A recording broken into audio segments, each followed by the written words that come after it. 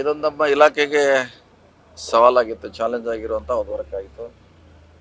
ಪದೇ ಪದೇ ಸಮಸ್ಯೆ ಆಗ್ತಾ ಇತ್ತು. ನಮ್ಮ ಗಮನಕ್ಕೆ ಬಂದು ಸುಮಾರು 3 ಜನ ಏನು ತೀರ್ಕೊಂಡು ನಂತರ ನಮ್ಮ ಗಮನಕ್ಕೆ ಕೂಡ ಬಂದ ಮೇಲೆ ನಮ್ಮ ಹಿರಿಯ ಅಧಿಕಾರಿಗಳು ನಾವು ಕೂಡ ಅದಕ್ಕೆ ವಿಸಿಟ್ ಮಾಡಿ ಇದನ್ನು ಬೇಗ ಮುಗಿಸ್ಬೇಕು, ಪದೇ ಪದೇ ಈ ರೀತಿ ಆಗಬಾರ್ದು ಅನ್ನೋದನ್ನು ನಮ್ಮ ಅಧಿಕಾರಿಗಳಿಗೆ ಸೂಚನೆ ಮಾಡಿದ್ದೀವಿ.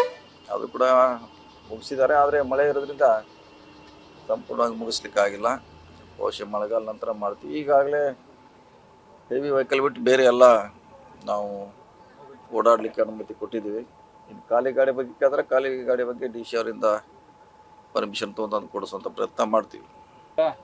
ಈ ಸೇತುವೆ ಈ ಹುಲಿಕಲ್ ಆಯ್ತಲ್ಲ, ಹಸಿರುಮಕ್ಕಿ ಸೇತುವೆ ನಿಮ್ಗೆ ಗೊತ್ತಿದೆ, ಹೆಚ್ಚಿಗೆ ಉದ್ಘಾಟನೆಗೆ ಆಗಿದೆ. ಒಂದು ವರ್ಷ ನೋಡಿರ್ಲಿ, ಈಗ ಯಾರು ಹೇಳ್ತಾರೋ ಮುಗಿಲಿಕ್ಕೆ ಬಂದಿದೆ, ಆದಷ್ಟು ಬೇಕಂತ.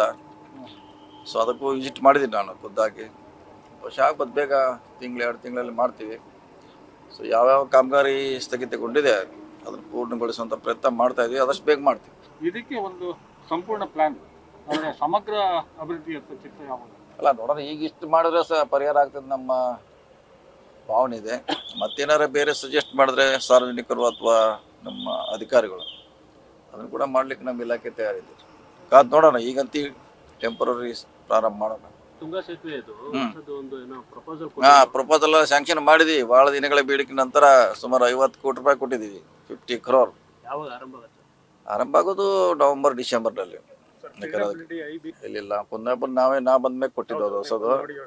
ಕೆಳಗಡೆದು ಮಾಡಿದ್ವಿ, ಮೇಲುಗಡೆದು ಕೂಡ ಮೊನ್ನೆ ಸ್ಯಾಂಕ್ಷನ್ ಮಾಡಿದ್ವಿ. ಅಂದರೆ ಮೇಲುಗಡೆನೂ ಹೊಸದು ಕಟ್ತಾ ಇದ್ವಿ. ಸೊ ಸ್ಥಗಿತ ಯಾವುದಾಗಿಲ್ಲ, ಕಂಟಿನ್ಯೂ ಇದೆ, ಮಾಡ್ತೀವಿ, ಮುಗಿಸ್ತೀವಿ. ನೋಡೋಣ. ಈ ನಾಳೆ ನ್ಯಾಷನಲ್ ಅಧಿಕಾರಿಗಳು ಬರ್ತಾರೆ. ಆ ಗುಂಬೆ ಘಾಟ್ ವೀಕ್ಷಣೆ ಇದೆ. ಆಮ್ಯಾಗೆ ಬೇರೆ ಬೇರೆ ರಸ್ತೆ ನೋಡ್ತಾ ಇದ್ದೀನಿ. ಅವ್ರ ಚರ್ಚೆ ಮಾಡಿ ಆದಷ್ಟು ಏನು ಸಮಸ್ಯೆ ಇದೆ ಪರಿಹಾರ ಮಾಡ್ಲಿಕ್ಕೆ ಪ್ರಯತ್ನ ಮಾಡ್ತೀವಿ. ನಮ್ಮಲ್ಲಿ ತಾತ್ಕಾಲಿಕ ಯಾವುದಿಲ್ಲ. ನಮ್ಮಲ್ಲಿ ಅದೇ ನಾವು ಮೈಲ್ಗುಲಿ ಅಂತ ಇತ್ತು ರೋಡ್ ಕ್ಲೀನ್ ಮಾಡಲಿಕ್ಕೆ. ಅದು ಕಾಂಟ್ರಾಕ್ಟರ್ ಬಿಲ್ ಮಾಡಿಕೊಡ್ಬೇಕು, ನಮ್ಮ ನೇರವಾಗಿಲ್ಲ. ಅದು ಕಾಂಟ್ರಾಕ್ಟ್ರು ಬಿಲ್ ಮಾಡಬೇಕು. ಅವ್ರು ಡಿಲೇ ಮಾಡ್ತಿದ್ದಾರೆ. ಅದಕ್ಕೋಸ್ಕರ ಈ ವರ್ಷದಿಂದ ನಾವೇ ನೇರವಾಗಿ ಅವ್ರನ್ನ ಗುತ್ತಿಗೆ ಅದರ ಮೇಲೆ ತೆಗೆದುಕೊಳ್ತಾರೆ. ಡೈರೆಕ್ಟ್ಲಿ ಎಕ್ಸಿಕ್ಯೂಟಿವ್ ಇಂಜಿನಿಯರ್ ಆಯಾ ಜಿಲ್ಲೆ ಅವ್ರನ್ನ ನೇರವಾಗಿ ಕಮಿಟಿ ಮಾಡ್ತಾರೆ. ಅವಾಗ ನೀವು ಹೇಳಿದಂಥ ಸಮಸ್ಯೆ ಬರೋಲ್ಲ. ನೇರವಾಗಿ ನಾವು ಸ್ಯಾಲ್ರಿ ಮಾಡ್ತೀವಿ ಅವರಿಗೆ.